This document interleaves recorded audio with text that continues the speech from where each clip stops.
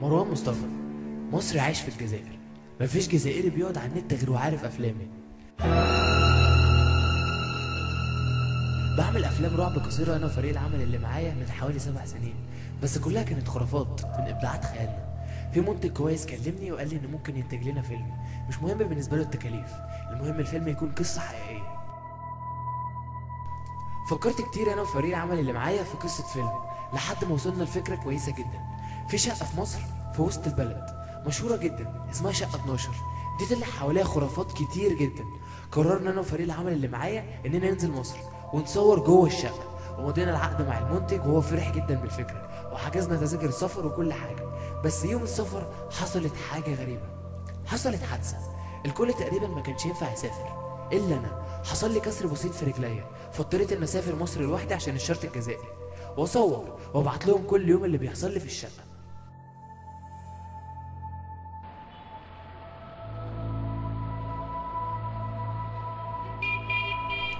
سافرت مصر وسالت ناس كتير قوي، كلهم قالوا لي استحاله انك تقعد فيها دقيقه واحده. غير كده اصلا استحاله انك تاخد المفتاح من عم دياب السمسار.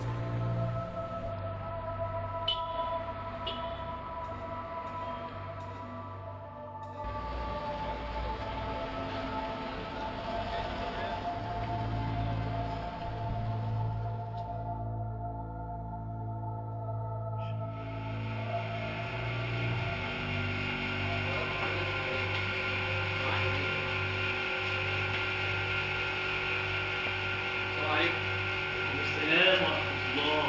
عندي موجود. عايزه في ايه؟ عايزه مين حضرتك؟ انا عم دياب يا سيدي، امور.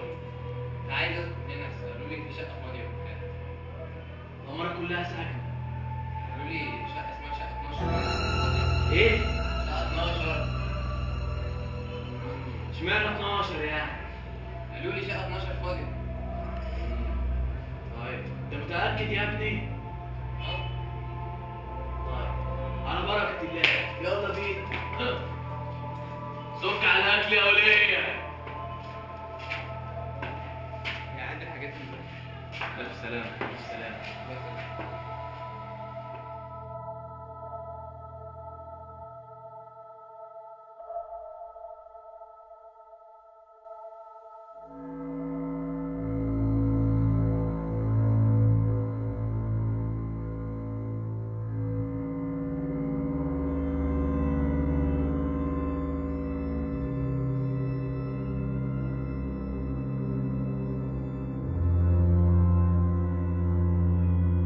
اسمه كده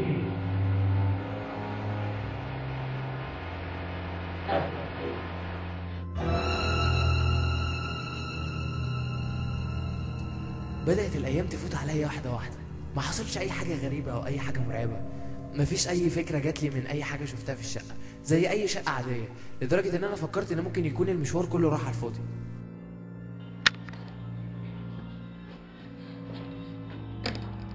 النهارده اليوم التالت ليا في الشقة. تقريبا ما حصلش اي حاجة غريبة، ما حصلش اي حاجة مريبة كده. كل حاجة عادية جدا، يعني شقة مفروشة زي اي شقة في وسط البلد. حتى الجيران عاديين، يعني الجيران بيبصوا لي بصة غريبة كده، بس عاديين يعني ما فيهاش حاجة. بس يعني مش شايف ان في اي حاجة مريبة، يعني شايف ممكن يكون المشوار اللي انا خدته ده كله مشوار على الفاضي اصلا. وبدات تظهر حاجات غريبه في الشقه.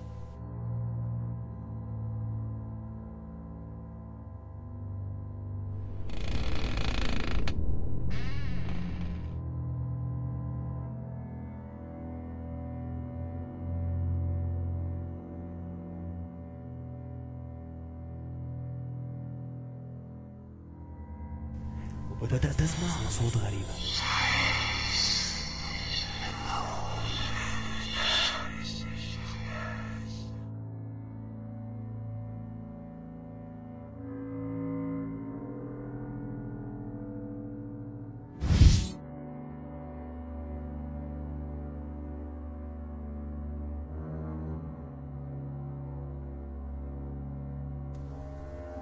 أنا فاكر يوم صورت فيه فيديو، حصلت في الفيديو ده حاجة غريبة. النهارده اليوم 16 ليا في الشقة.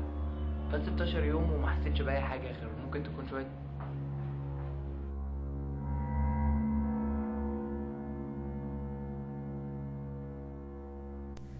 انا مش هعرف ارزيه. اشمعنى ده يعني اللي مش هتعرف تأذيه؟ اصل متعصب، يعني ايه متعصب؟ ما ينفعش يقتله غير انس زي. طب انا هعمل ايه يعني؟ يقتله. لا انا بطلت. طب واخوك؟ اخويا خلاص سيبولي انا المرة دي. يقتله. هقتله.